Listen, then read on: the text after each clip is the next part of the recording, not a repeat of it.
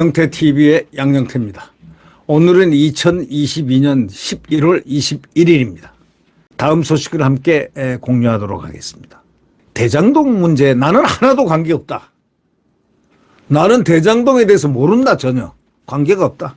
그거는 윤석열이가 대장동 주범이다. 이렇게 얘기한 사람이 누굽니까? 그때 국민들은 아니 코미디를 해도 저런 코미디를 하나? 나는 그만큼 관계가 없다. 그러면서 엉뚱하게 부산에 검사로 있을 때 윤석열 대통령이 검사로 있을 때 어떤 사건 처리한 것이 뭐 거기에 무슨 부산 저축은행인가 이거하고 뭐 연계가 있어 거기서 대출을 받았는가 뭐였지만 이 윤석열 대통령 사건하고는 전혀 관계가 없습니다. 그런데 이걸 딱 잡아가지고 아주 무서운 이재명이죠. 이재명이 나중에 이제 만약의 경우에 재판대에 쓴다면은 재판정에 심판대에 쓴다면은 그때 모든 것이 드러날 것입니다. 이 이재명의 정체가 드러날 것입니다. 지금은 거의 안 드러났는데 이제 슬슬 나타나기 시작하는 그거. 대장동에 침필을 지시했다는 거예요. 대장동하고 자기는 대장동 전혀 관계없다. 모른다. 그런데 대장동 침필 지시가 있고 거기에는 불법 대경선 자금 어디까지 도대체가 이재명이가 개입했나가 바로 이제 핵심 문제가 되는 건데요. 불법 이 정치 경선 자금을 썼냐 안 썼냐. 그리고 이재명이 어디까지 개입했나. 바로 이 핵심적인 문제를 지금 이제 검찰이 풀어나가야 할 과제입니다. 이재명 더불어민주당 대표 두 핵심 측근 정진상하고 또 김용이 신병 확보해서 이제 구속 다 됐지 않습니까? 이 검찰이 바로 이 대표 본인에 대한 수사에 본격 착수할 것으로 전해지고 있습니다. 아마 오늘부터 이재명에 대한 수사가 시작될 것입니다. 이재명 대표는 성남시장 시절에 진행됐던 대장동 사업 관련 배임 의혹을 받고 있습니다. 또 김 부원장이 대장동 일당으로부터 받은 혐의가 있는 대선 경선 자금 8억 4,700만 원, 정 실장이 또 대장동 일당에게 수수한 혐의가 있는 뇌물 1억 4천만 원, 이런 등에 대해서 이 대표가 관여했는지 여부도 규명될 필요가 있다는 겁니다. 이 사람들이 만약에 받았다면은 이 돈을 다 혼자 먹었겠습니까? 어떻게 해서 8억 4,700만 원을 혼자 먹을 것이며 어떻게 해서 1억 4천만 원 등을 혼자 먹을 것입니까? 그래서 의문부호를 찍고 조사를 한다라는 바로 이러한 내용 아니겠습니까? 이재명 대표의 대장동 관련 배임 의혹은 크게 세 갈래입니다. 이재명이가 성남시장이던 시절에 대장동 제1공단 결합도시 개발사업 위탁수탁 운영계획 보고 문건에 결재를 했습니다. 자필 메모로 했습니다. 자필 메모로 사업 시행자를 도시개발공사 또는 동공사가 출자하는 SPC로 지정할 것을 조건으로 위탁할 것이라고 지시를 했습니다. 대장동 사업을 성남도시개발공사만 수행할 수 있게 돼 있던 것을 민간 사업자가 SPC를 통해서 참여할 수 있도록 문을 싹 열어놓은 겁니다. 문호를 열어놨습니다. 그래서 이후에 성남도시개발공사는 대장동 사업을 위한 SPC 성남의 뜰을 설립했습니다. 성남의 뜰. 여기에 이제 김만배가 대주주인 화천대유가 들어갈 수 있어서 문제가 시작된 겁니다. 자, 대장동 사업이 초과이익 환수조항이 배제돼 버렸습니다. 진행된 경위가 이제 밝혀져야 합니다. 왜 초과이익이 되면 당연히 환수를 해야 되는데 이 조항이 왜 없어졌냐 이거예요. 배제된 채 진행된 경위. 왜 이런 것이 배제됐을까?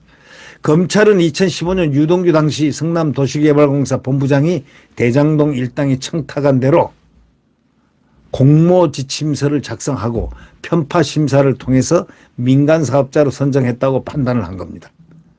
검찰이 그렇게 판단하고 있습니다. 이 과정에서 성남의 뜰 지분 50%를 가진 성남시에서는 사업 수익 중에 잘 이거 들으셔야 됩니다. 1822억 원만 배당하고 지분 7%에 불과한 화천대유에는 4040억 원을 몰아준 것으로 봤습니다. 아니 어떻게 해서 지분이 말이죠. 50%를 가진 성남시는 1822억 원이고 어떻게 해서 지분 7%에 불과한 화천대유에서는 4040억 원이 이렇게 몰아줬습니까? 이거를 정 실장이 유 씨로부터 보고받았다는 내용도 정 실장에 대한 압수수색 영장에 다 포함되어 있습니다. 성남도시개발공사 직원들이 초과 이익 환수장을 넣어야 한다고 계속 요청했는데도 묵살을 댔다는 겁니다. 초과 이익 환수가 안 되니까 아니요. 지분은 50%대 돈은 1,822억만 받고 이 성남시가 그다음에 6% 7%에 불과한 화천대유에서는 4,040억 원을 몰아주게 되는 이런 기현상이 일어난 겁니다. 왜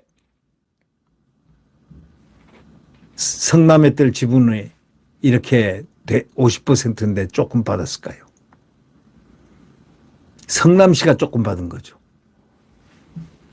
그것은 민간을 배제했기 때문입니다.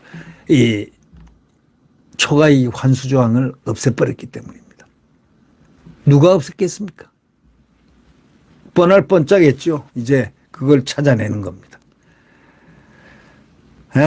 심증은 가되 지금 확증이 없으니까 지금 이제 수사를 해 나가는 겁니다. 이제 시작이 됐습니다. 성남도시개발공사 직원들이요 난리가 났다는 거 아닙니까? 초과이익 환수장을 왜 빼느냐? 이걸 넣어야지. 이거 빼면 큰일 난다 하고 요청을 했지만 묵살됐다는 겁니다.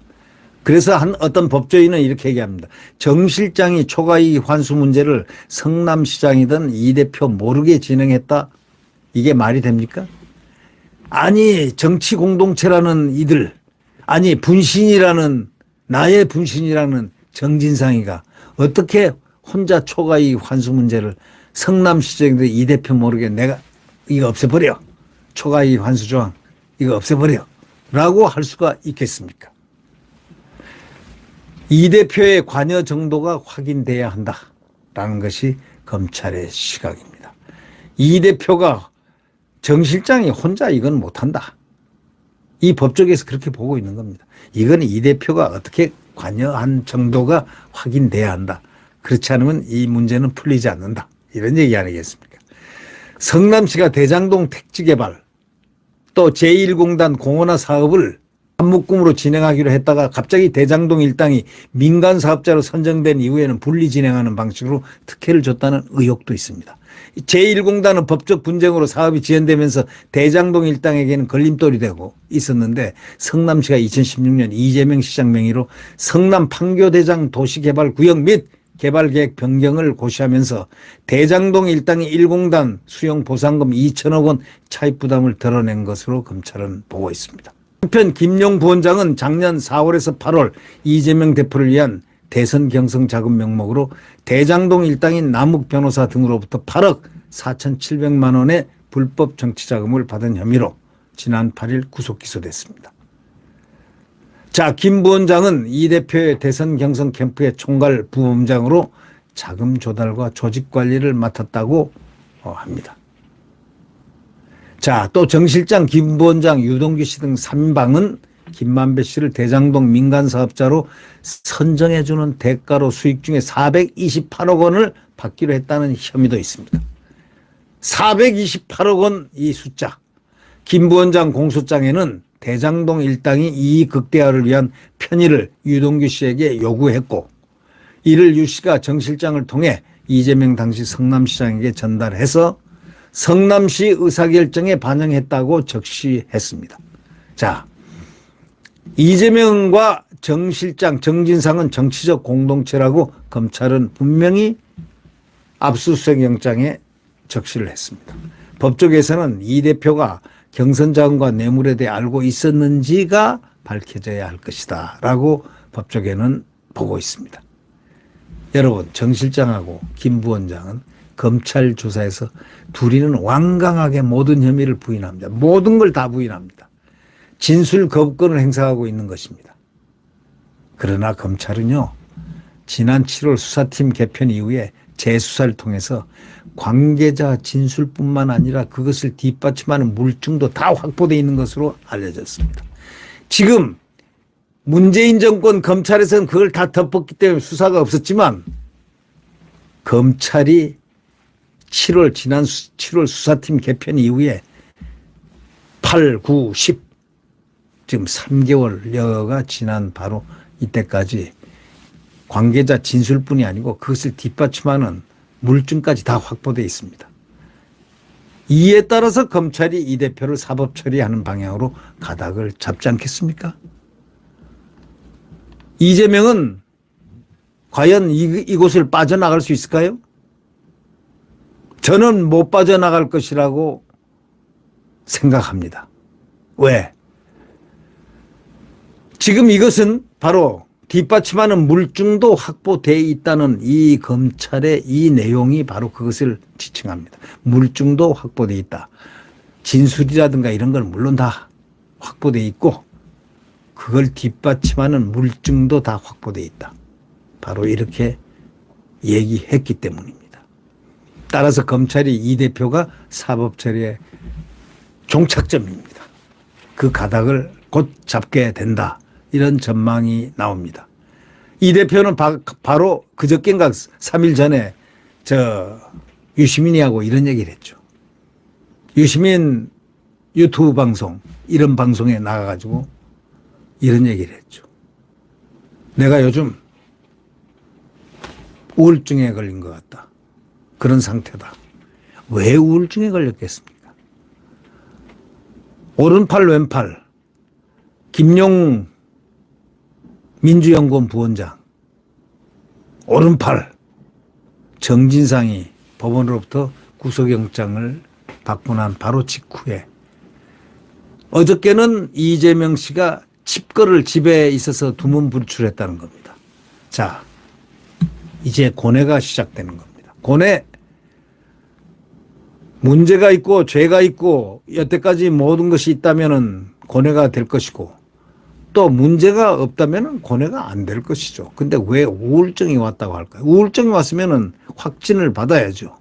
우울증이 왔으면 갑자기 무슨 행동을 할지도 모르기 때문에 그 본인의 건강을 위해서도 확진을 받아라라고 저는 확진을 받는 것이 자기가 판단할 때 우울증 진단을 하는 것보다 정신과에 가서 제대로 진료를 받을 필요가 있다. 생명은 고귀한 것이기 때문이다. 저는 그런 생각을 해봅니다. 네.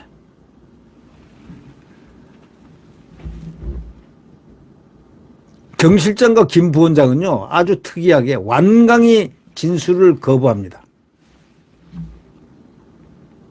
그러나 그런 것을 대비해서 검찰은 수사팀 개편 이후에 재수사를 통해서 관계자 진술 다 확보했지만 그거보다 더 중요한 그걸 뒷받침하는 물증을 다 확보했습니다.